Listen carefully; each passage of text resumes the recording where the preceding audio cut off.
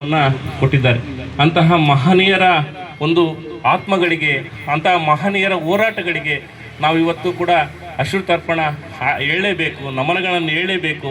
ಯಾಕಂದರೆ ಇವತ್ತು ದೇಶ ಫಸ್ಟು, ಆಮೇಲೆ ನಾವೆಲ್ಲರೂ ಅನ್ನುವಂಥ ದೇಶದೋಷವನ್ನು ಇಟ್ಟುಕೊಂಡು ಇವತ್ತು ನಮ್ಮ ನಾಯಕರು, ನಮ್ಮ ಎಲ್ಲ ಹೋರಾಟಗಾರರು ತಮ್ಮ ಪ್ರಾಣವನ್ನೇ ಮುಡಿಪಾಗಿಟ್ಟಿದ್ದಾರೆ.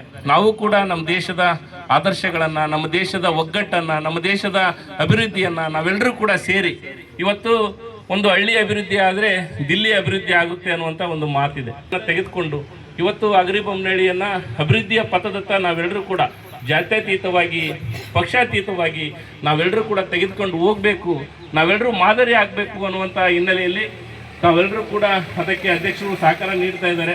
ಎಲ್ಲ ಸದಸ್ಯರನ್ನು ಸಹಕಾರ ತೆಗೆದುಕೊಂಡು ಒಂದು ಸುಂದರ ಅಗರಿಬೊಮ್ಮನಹಳ್ಳಿಯನ್ನು ನಿರ್ಮಾಣ ಮಾಡೋಣ ಅಂತಂದೇಳಿ ಹೇಳ್ತಾ, ನನಗೆ ಮಾತಾಡೋದಕ್ಕೆ ಅವಕಾಶ ಮಾಡಿಕೊಟ್ಟಂಥ ಎಲ್ಲರಿಗೂ ವಂದಿಸಿ ನನ್ನ 2 ಮಾತನ್ನು ಮುಗಿಸ್ತಾ ಇದ್ದೇನೆ. ನಮಸ್ಕಾರ. ಸ್ವತಂತ್ರ ಬಂದು ಇಲ್ಲಿಗೆ 80 ವರ್ಷಗಳು ಆಯಿತು. ನಮ್ಮ ಒಂದು ಸ್ವತಂತ್ರದ ಆಚರಣೆಯನ್ನು ಮಾಡೋದಕ್ಕೆ ನನ್ನ ಪುರಸಭೆಯ ಎಲ್ಲ ನನ್ನ ಅಣ್ಣ ತಮ್ಮಂದರು, ನನ್ನ ಅಕ್ಕ ತಂಗಿಯರು ಹಾಗೂ ಅನಂತ ವಂದನೆಗಳು. ಇವತ್ತು ಬೆಳಗಿನ ಸುಂದರ ಸಂಜೆಯಲ್ಲಿ ಎಷ್ಟು ಸುಂದರ ಬೆಳಗಿನ ಜಾವದಲ್ಲಿ ಎಲ್ಲರೂ ಬಂದಿದ್ದಾರೆ. ಅವರಿಗೆ ನನಗೆ ಅನಂತ ವಂದನೆಗಳು. ಇವತ್ತು ನಮಗೆ ಸ್ವತಂತ್ರ ಬಂದು 80 ವರ್ಷ ಆಯಿತು ಅಂತ ಹೇಳ್ತಾ ಇದ್ದೀವಿ. ಆದರೂ ಇನ್ನೂ ಕೂಡ ನಮ್ಮ ದಾಸ್ಯ ಪ್ರವೃತ್ತಿಗಳು ನಮ್ಮ ಇನ್ನು ಭಾರತಕ್ಕೋಸ್ಕರ ಎಲ್ಲ ಹೋರಾಡಿದ ವೀರ ಮಹಿಳೆಯರಿಗೂ ಹಾಗೂ ಎಲ್ಲ ನಾಯಕರುಗಳಿಗೂ ಒಂದು ನಿಮಿಷ ಎಲ್ಲರೂ ಅವರಿಗೆ ಆತ್ಮಕ್ಕೆ ಶಾಂತಿಯನ್ನು ಕೋರಬೇಕಂತ ಬೇಡ್ಕೊಳ್ತೀನಿ. ಇಲ್ಲ ನೆರೆದಿರ್ತಕ್ಕಂಥ ಎಲ್ಲರಿಗೂ ನನ್ನ ಸವಿನಯ ಆತ್ಮೀಯ ವಂದನೆಗಳನ್ನು ಹೇಳ್ತಾ ನನ್ನ ಭಾಷಣವನ್ನು ಮುಗಿಸ್ತೀನಿ. ಜೈ ಹಿಂದ್, ಜೈ ಕರ್ನಾಟಕ. ಇವತ್ತಿನ ಈ ಒಂದು ಶುಭ ಮುಂಜಾನೆಯ ಎಲ್ಲ ಶುಭಕಾಮನೆಗಳ ಜೊತೆಗೆ ನಮ್ಮ ಪುರಸಭೆಯ ಗೌರವಾನ್ವಿತ ಅಧ್ಯಕ್ಷರಾದಂಥ ರಶ್ಮಾ ಸಿಕಂದರ್ ಮೇಡಮ್ ಅವರಿಗೂ ಹಾಗೂ ಉಪಾಧ್ಯಕ್ಷರಾದಂಥ ನಮ್ಮ ನೇತ್ರ ಹುಚ್ಚಪ್ಪ ಶೆರಗಾರ್ ಅವರಿಗೂ ಹಾಗೂ ನಮ್ಮ ಗೌರವಾನ್ವಿತ ಎಲ್ಲ ಸರ್ವ ಸದಸ್ಯರು ಮತ್ತು ನಾಮನಿರ್ದೇಶಿತ ಸದಸ್ಯರು ಹಾಗೂ ನಮ್ಮ ಪುರಸಭೆಯ ನನ್ನ ಒಡನಾಡಿಗಳಾದಂಥ ನನ್ನ ಪೌರ ಕಾರ್ಮಿಕ ಸೇನಾನಿಗಳು ಹಾಗೂ ನನ್ನ ಸಹ ಸಿಬ್ಬಂದಿಗಳು, ಕಚೇರಿಯ ಎಲ್ಲ ವಿಭಾಗದ ಸಿಬ್ಬಂದಿಗಳು ಮತ್ತು ಪತ್ರಿಕಾ ಮಾಧ್ಯಮದ ಮಿತ್ರರಿಗೂ 80ನೇ ವರ್ಷದ ಸ್ವಾತಂತ್ರ್ಯೋತ್ಸವದ ದಿನಾಚರಣೆಯ ಶುಭಾಶಯಗಳನ್ನು ತಿಳಿಸುತ್ತಾ, ಎಲ್ಲರಿಗೂ ಈ ಒಂದು ಶುಭ ಸಂದರ್ಭದಲ್ಲಿ ಈಗಾಗಲೇ ನಮ್ಮ ಬಸವರಾಜ್ ಅವರು ಸ್ವಾತಂತ್ರ್ಯದ ಬಗ್ಗೆ ಹೋರಾಡಿದಂಥ ಎಲ್ಲ ಮಹನೀಯರನ್ನು ಈಗಾಗಲೇ ಅವರು ಎಲ್ಲ ಹೆಸರುಗಳನ್ನು ಹೇಳಿದ್ದಾರೆ. ಮತ್ತು ಅದೇ ರೀತಿ ಹೇಳೋಕ್ಕಿಂತ ಸಮಯವನ್ನು ವ್ಯರ್ಥ ಮಾಡೋದಕ್ಕಿಂತ ಎಲ್ಲ ಮಹನೀಯರು ಇವತ್ತು ನಮಗೆ ಸ್ವಾತಂತ್ರ್ಯವನ್ನು ತಂದುಕೊಟ್ಟಿದ್ದಾರೆ. ಅವರ ಜೀವನವನ್ನು ತ್ಯಾಗ ಮಾಡಿ, ಸಮರ್ಪಣೆ ಮಾಡಿ, ರಕ್ತ ಬಲಿದಾನವನ್ನು ಚೆಲ್ಲಿ ಸಹ ನಮಗೆ ಇವತ್ತಿನ 80ನೇ ಸ್ವಾತಂತ್ರ್ಯೋತ್ಸವದ ಆಚರಣೆಯನ್ನು ನಾವು ಮಾಡ್ತಾಯಿದ್ದೀವಿ. ಎಲ್ಲರೂ ನಾಡಿನ ಜನತೆಗೆ ಮತ್ತು ನಮ್ಮ ಪುರಸಭೆಯ ಎಲ್ಲ ಸರ್ವ ಸದಸ್ಯರು ಹಾಗೂ ಎಲ್ಲ ಸಾರ್ವಜನಿಕರು, ನಮ್ಮ ಸಿಬ್ಬಂದಿಗಳಿಗೆ ಮತ್ತು ನಮಗೆ ಒಳ್ಳೆಯ ಒಂದು ಸಹಕಾರ ನೀಡಿ ಒಳ್ಳೆಯ ಅಭಿವೃದ್ಧಿಗೆ ಹೆಚ್ಚಿನ ಒಂದು ಅಭಿವೃದ್ಧಿಯನ್ನು ಮಾಡಿ ನಮ್ಮ ಪುರಸಭೆಯನ್ನು ಮಾದರಿಯ ಪುರಸಭೆಯನ್ನಾಗಿ ರಾಜ್ಯದಲ್ಲಿ ಉನ್ನತ ಸ್ಥಾನಕ್ಕೆ ಏರಿಸಲು ಸಹಕಾರ ನೀಡಬೇಕು. ಹಾಗೆಯೇ ಇನ್ನಿತರೆ ಹೆಚ್ಚಿನ ಒಂದು ಅಭಿವೃದ್ಧಿ ಕೆಲಸಗಳಲ್ಲಿ ತೊಡಗಿಕೊಳ್ಳಲು ಒಂದು ಅವಕಾಶವನ್ನು ನೀಡಿಕೊಳ್ಬೇಕು. ಹಾಗೆ ಎಲ್ಲ ಸದಸ್ಯರು ಸಹ ಇದಕ್ಕೆ ಸಹಕರಿಸಿ ನಮ್ಮ ಪುರಸಭೆಯನ್ನು ಉತ್ತುಂಗಕ್ಕೆ ತೆಗೆದುಕೊಂಡು ಹೋಗಬೇಕಂತೇಳಿ ನನ್ನ ಒಂದು ವೈಯಕ್ತಿಕ ವಿಚಾರದಲ್ಲಿ ಈ ಒಂದು ಸಂದರ್ಭದಲ್ಲಿ ನಾನು ತಿಳಿಸ್ತಾ ಇದ್ದೀನಿ. ಮತ್ತು ಎಲ್ಲರಿಗೂ ಈ ಒಂದು ಕಾರ್ಯಕ್ರಮಕ್ಕೆ ಆಗಮಿಸಿ ನಮ್ಮ ಈ ಒಂದು ಕಾರ್ಯಕ್ರಮವನ್ನು ಅತಿ ಅಚ್ಚುಕಟ್ಟಾಗಿ ನಮ್ಮ ಸಿಬ್ಬಂದಿಯವರು ಮಾಡಿಕೊಟ್ಟಿರ್ತಾರೆ. ಅವರೆಲ್ಲರಿಗೂ ಧನ್ಯವಾದಗಳು ಹೇಳ್ತಾ, ಊರಿನ ಒಂದು ಸ್ವಚ್ಛತೆಗೆ ಸಹ ನಮ್ಮ ಪುರಸಭೆಯ ಸಿಬ್ಬಂದಿಗಳು, ಪೌರ ಕಾರ್ಮಿಕ ಸೇನಾನಿಗಳು ಸಹ ಎಲ್ಲ ರೀತಿಯ ಹಗಲು ರಾತ್ರಿ ಅನ್ನದೇ ಕೆಲಸವನ್ನು ಮಾಡಿರ್ತಾರೆ. ಅವರಿಗೂ ಸಹಿತ ನನ್ನ ವೈಯಕ್ತಿಕ ನಮನಗಳನ್ನು ತಿಳಿಸುತ್ತಾ, ನನಗೆ ಈ ಸಂದರ್ಭದಲ್ಲಿ ಮಾತನಾಡೋಕ್ಕೆ ಅವಕಾಶ ಕೊಟ್ಟಿದ್ದಕ್ಕೆ ಧನ್ಯವಾದಗಳು ತಿಳಿಸುತ್ತಾ ನನ್ನ ಮಾತುಗಳನ್ನು ಮುಗಿಸ್ತೇನೆ. ಇಲ್ಲಿ ಉಪಸ್ಥಿತ ಆಗಿರುವ ಸಹ ಸದಸ್ಯರೇ, ಪೌರ ಕಾರ್ಮಿಕರೇ, ಸಿಬ್ಬಂದಿ ವರ್ಗದವರೇ, ಪತ್ರಕರ್ತರೇ, ದೂರದರ್ಶನ ಮಾಧ್ಯಮದವರಿಗೂ ಎಲ್ಲರಿಗೂ 80ನೆಯ ಸ್ವತಂತ್ರ ದಿನಾಚರಣೆಯ ಹಾರ್ದಿಕ ಶುಭಾಶಯಗಳು. ಇವತ್ತು ನಮ್ಮ ದೇಶ ಸ್ವತಂತ್ರವಾಗಿ 80 ವರ್ಷಗಳು ಕಳೆದಿದ್ದೇವೆ. ನಮ್ಮ ದೇಶಕ್ಕಾಗಿ ಅನೇಕ ಜನರು ಪ್ರಾಣವನ್ನು ತ್ಯಾಗ ಮಾಡಿದ್ದಾರೆ. ದೇಶಕ್ಕಾಗಿ ಅವರು ಹೋರಾಡಿದ್ದಾರೆ. ಇವತ್ತು ಅವರನ್ನು ನೆನೆಯುವ ಪವಿತ್ರ ದಿನ. ಇವತ್ತು ನಾವು ರಾಷ್ಟ್ರೀಯ ಹಬ್ಬ ಅಂತೇಳಿ ಎಲ್ಲರೂ ಸೇರಿ ಆಚರಣೆ ಮಾಡ್ತಿರುವುದು ನನಗೊಂದು ಹೆಮ್ಮೆ. ನಾವು ಭಾರತದಲ್ಲಿ ಹುಟ್ಟಿ ಒಂದು ರಾಷ್ಟ್ರೀಯ ಹಬ್ಬ ಎಲ್ಲ ಒಂದು ಕ್ಷೇತ್ರದಲ್ಲೂ ಆಚರಣೆ ಮಾಡ್ತೀವಿ. ತಮ್ಮ ಮನೆಯಲ್ಲಿ ವೈಯಕ್ತಿಕವಾಗಿ ಹಬ್ಬಗಳ ಆಚರಣೆ ಮಾಡ್ತಾರೆ. ಇದು ರಾಷ್ಟ್ರೀಯ ಹಬ್ಬ ಎಲ್ಲರೂ ಸೇರಿ ಆಚರಣೆ ಮಾಡೋದೇ ಒಂದು ವಿಶಿಷ್ಟತೆ. ಧ್ವಜಾರೋಹಣ ಮಾಡುವುದರ ಮುಖಾಂತರ ನಮ್ಮ ದೇಶ ಪ್ರೇಮವನ್ನು ಹೊರಗೆ ಹಾಕಿ ನಾವು ಈ ಹಬ್ಬವನ್ನು ಆಚರಣೆ ಮಾಡ್ತೇವೆ. ನಮ್ಮ ದೇಶ ಆರ್ಥಿಕವಾಗಿ, ತಾಂತ್ರಿಕವಾಗಿ, ಕೃಷಿ ಇಲಾಖೆಯಲ್ಲಿ, ಕ್ರೀಡಾದಲ್ಲಿ, ಸಂಗೀತ, ಕಲೆಯಲ್ಲಿ ಅನೇಕ ಕ್ಷೇತ್ರದಲ್ಲಿ ಅಭಿವೃದ್ಧಿ ಹೊಂದುತ್ತಾ ಇದೆ. ಮುಂದಿನ ದಿನಗಳಲ್ಲಿ ಇನ್ನೂ ಭಾರತ ಮೊದಲನೆಯ ಸ್ಥಾನ ಬರಲಿ ಎಂದು ನಾನು ಆಶಯಿಸ್ತೇನೆ. ನಮ್ಮ ಯುವ ಜನರಿಗೆ, ಯುವ ಮಕ್ಕಳಿಗೆ ನಮ್ಮ ದೇಶದಲ್ಲಿ ನೀವು ಓದಿ, ನಮ್ಮ ದೇಶಕ್ಕಾಗಿ ನೀವು ದೇಶ ಪ್ರೇಮವನ್ನು ಇಲ್ಲಿಯೇ ಕೆಲಸ ಮಾಡಿ ತಮ್ಮ ದೇಶ ಪ್ರೇಮವನ್ನು ವ್ಯಕ್ತಪಡಿಸಬೇಕು. ಬೇರೆ ದೇಶಕ್ಕೆ ವಲಸೆ ಹೋಗಿ ಅಲ್ಲಿ ದುಡಿಯೋದು ಬೇಡ. ನಮ್ಮ ದೇಶಕ್ಕಾಗಿ ನಾವು ದುಡಿಯೋಣ, ನಮ್ಮ ಮಕ್ಕಳಿಗೆ ಇದು ಹೇಳ್ಕೊಡೋಣ. ರಾಷ್ಟ್ರೀಯ ಹಬ್ಬ ಇವತ್ತೊಂದು ದಿನ ಆಚರಣೆ ಮಾಡುವುದಲ್ಲ. ನಾವು ದೇಶಕ್ಕಾಗಿ ಏನಾದರೂ ತ್ಯಾಗ ಮಾಡಬೇಕಂದ್ರೆ ಇಲ್ಲಿ ನಾವು ಓದಿ, ನಾವು ಇಲ್ಲಿ ನಮ್ಮ ದೇಶಕ್ಕಾಗಿ ಕೆಲಸ ಮಾಡಿದಾಗ ನಮ್ಮ ದೇಶ ಅಭಿವೃದ್ಧಿ ಹೊಂದುತ್ತದೆ ಅನ್ನೋದು ನನ್ನ ಅನಿಸಿಕೆ.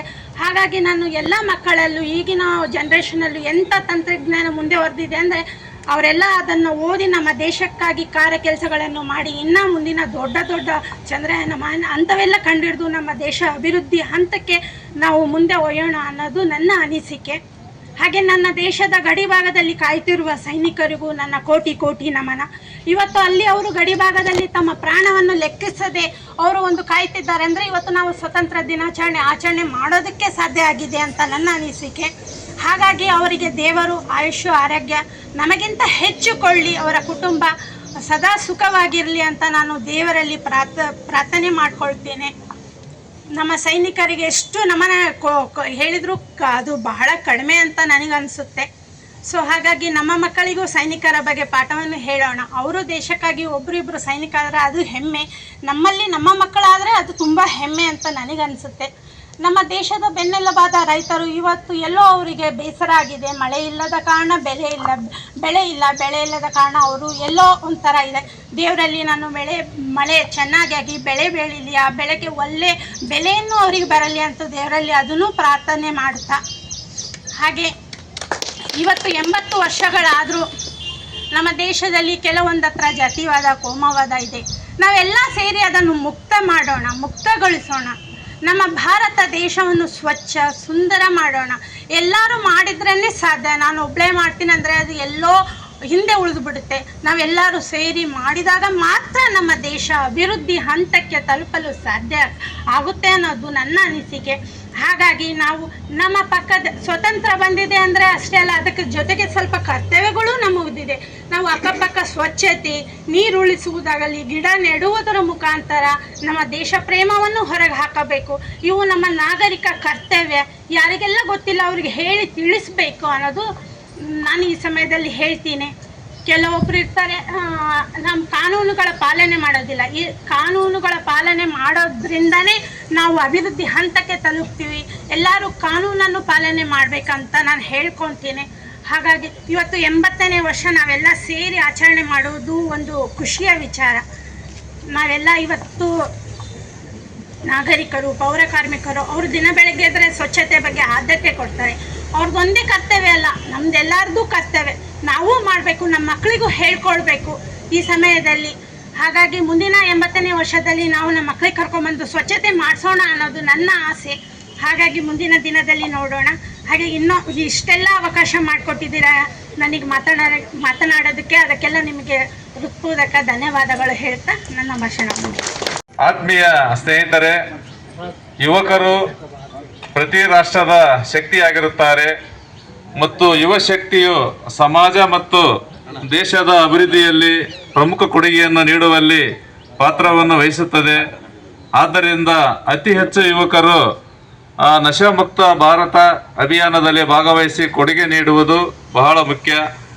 ದೇಶದ ಈ ಸವಾಲನ್ನು ಸ್ವೀಕರಿಸಿ ಇಂದು ನಾವು ನಶಾಮುಕ್ತ ಭಾರತ ಅಭಿಯಾನದಡಿಯಲ್ಲಿ ಒಂದಾಗುತ್ತಿದ್ದೇವೆ ಮತ್ತು ಸಮುದಾಯ, ಕುಟುಂಬ, ಸ್ನೇಹಿತರು ಮಾತ್ರವಲ್ಲದೆ ನಾವು ಮಾದಕ ವ್ಯಸನದಿಂದ ಮುಕ್ತರಾಗುತ್ತೇವೆ ಎಂಬ ಪ್ರತಿಜ್ಞೆಯನ್ನು ತೆಗೆದುಕೊಳ್ಳುತ್ತೇವೆ. ಏಕೆಂದರೆ ಬದಲಾವಣೆ ನಮ್ಮಿಂದಲೇ ಪ್ರಾರಂಭವಾಗಿರಬೇಕಿರುತ್ತದೆ. ಆದ್ದರಿಂದ ನಾವೆಲ್ಲರೂ ಒಟ್ಟಾಗಿ ನಮ್ಮ ರಾಜ್ಯ, ಜಿಲ್ಲೆ ಹೆಸರು ಮಾದಕ ವ್ಯಸನದಿಂದ ಮುಕ್ತಗೊಳಿಸಲು ದೃಢ ನಿರ್ಧಾರ ತೆಗೆದುಕೊಳ್ಳುತ್ತೇವೆ. ನನ್ನ ದೇಶವನ್ನು ಮಾದಕ ವಸ್ತು ವ್ಯಸನದಿಂದ ಮುಕ್ತಗೊಳಿಸಲು ನನ್ನ ಕೈಲಾದಷ್ಟು ಸಾಧ್ಯವಿರುವ ಎಲ್ಲ ಪ್ರಯತ್ನವನ್ನು ಮಾಡುತ್ತೇನೆ ಎಂದು ಪ್ರತಿಜ್ಞೆ ಸ್ವೀಕರಿಸುತ್ತೇನೆ. ಜೈ ಹಿಂದ್, ಜೈ ಭಾರತ್. ಎಲ್ಲರಿಗೂ ಧನ್ಯವಾದಗಳು. ಏನ್ ಚಂದವೋ ಏನ್ ಚಂದವೋ ಏನ್ ಚಂದವೋ ಪಾರ್ಥನದ ದನಿಯಲ್ಲಿ ನಿನ್ನ ಆ ನೋಟದಲ್ಲಿ ಆಸೆ ತೆಂಬರಿಸದ್ದು ಕಲೆಯುವುದು ಕುಣಿತದಲ್ಲಿ. ಏನ್ ಚಂದವೋ ಏನ್ ಚಂದವೋ ಏನ್ ಚಂದವೋ.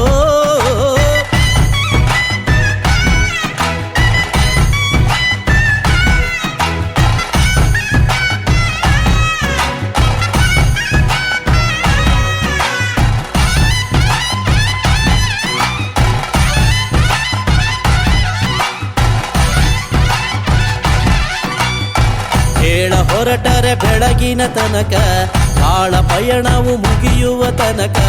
ಹೇಳ ಹೊರಟರೆ ಬೆಳಗಿನ ತನಕ ಬಾಳ ಪಯಣವು ಮುಗಿಯುವ ತನಕ. ಕಥೆಯೋ ನಿನವ್ಯಥೆಯೋ ಕಾರ್ಮಿಕದ ಸಂಗತಿಯೋ.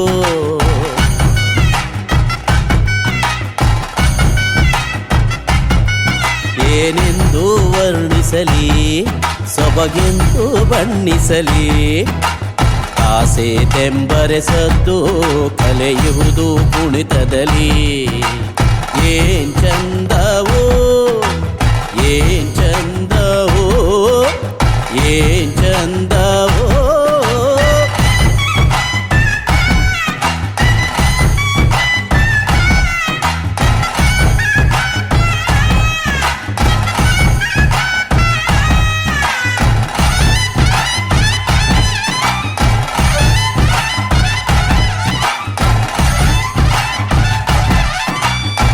ಹೇಳ ಹೊರಟರೆ ಬೆಳಗಿನ ತನಕ ಬಾಳ ಪಯಣವು ಮುಗಿಯುವ ತನಕ. ಹೇಳ ಹೊರಟರೆ ಬೆಳಗಿನ ತನಕ ಬಾಳ ಪಯಣವು ಮುಗಿಯುವ ತನಕ. ಕಥೆಯೋ ನಿನವ್ಯಥೆಯೋ ಕಾರ್ಮಿಕದ ಸಂಗತಿಯೋ.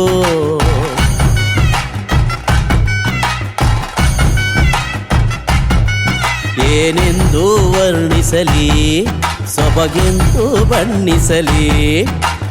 ಆಸೆ ತೆಂಬರೆಸದ್ದು ಕಲೆಯುವುದು ಕುಣಿತದಲ್ಲಿ.